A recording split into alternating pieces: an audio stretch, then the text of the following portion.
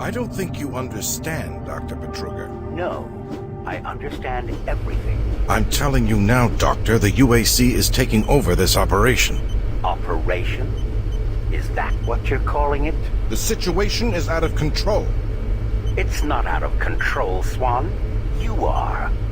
I'll manage this, and you and your flunky will be taking control of nothing. Do you understand? Yes, Betruger. I think I do understand. Okay, Plan B.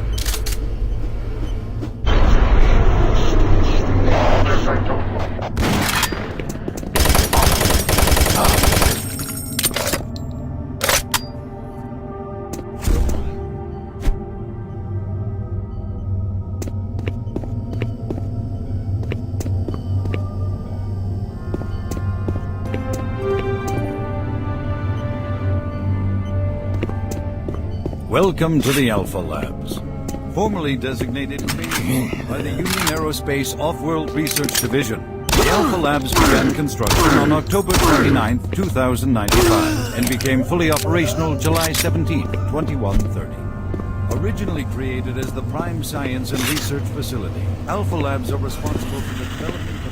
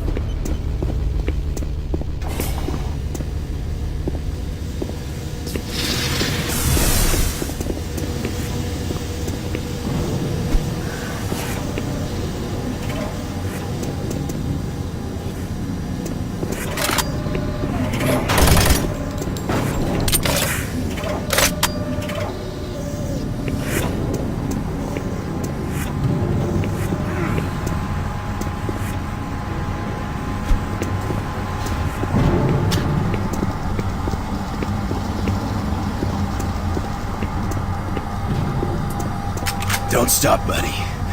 There's nothing you can do for me. They're all gone. Surprised us. They just came out of nowhere.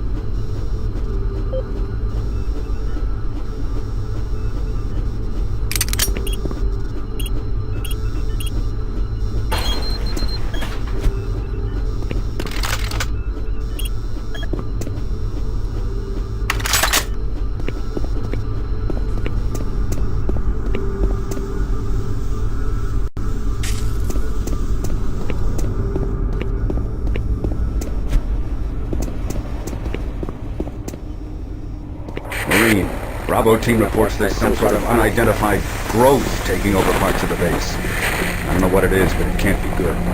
Stay sharp.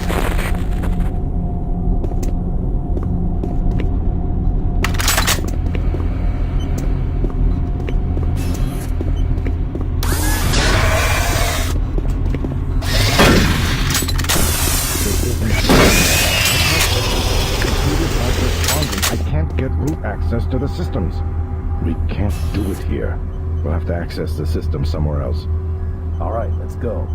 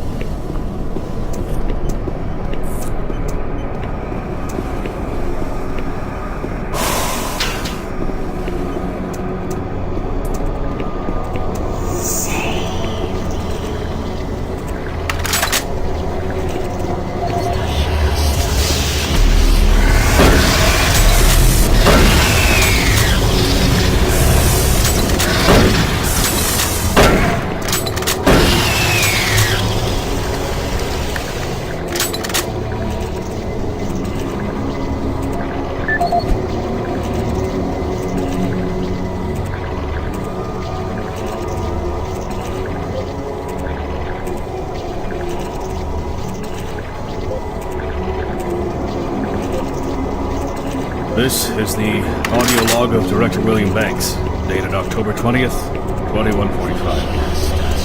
It has come to my attention that we have an alarming number of missing personnel throughout the force. My office has received 4 additional reports from Delta in the last week alone, mentioning that personnel are not reporting for work, that calls to their quarters have gone unanswered. My office has sent the names of those personnel to Mars Security, and they have promised to initiate an investigation. But this news is very disturbing, especially at a time when we have so many people in the infirmary suffering from sudden cases of schizophrenia and other psychological disorders. I hope there is no connection between those cases and these reports of missing personnel.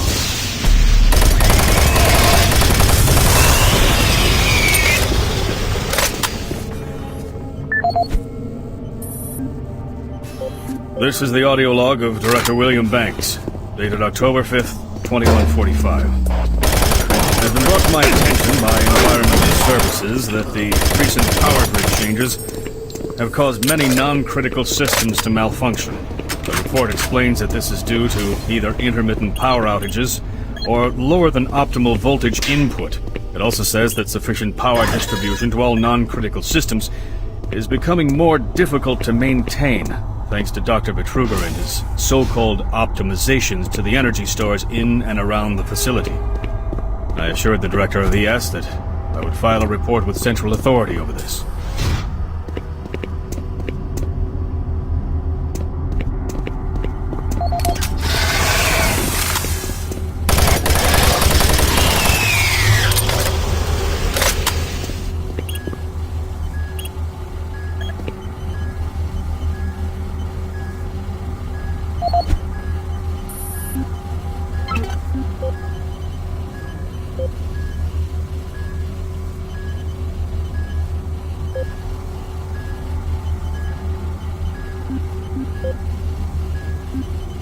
This is Paul Simon, security specialist in IT. Our network security has been breached several times over the last few days. Now, it looks like it may have been going on longer than that, but whoever did this really knew what they were doing. They covered the tracks really well. I just happened to notice some log anomalies, or it would still be going on. The intrusion came on an encrypted carrier signal from the Delta complex. They piggybacked the virus on one of the supercomputer requests, and it peeled itself from the data stream once it was inside our firewall. Someone on the inside there has to be responsible. Unfortunately, due to security in that complex, I can only tell it came from within Delta. There's no way to identify which machine or even which lab it came from. Whoever was in our system had access to all personal data, including medical reports. My team will be monitoring the network closely in the next few days, looking for anything unusual. End of log. Access granted.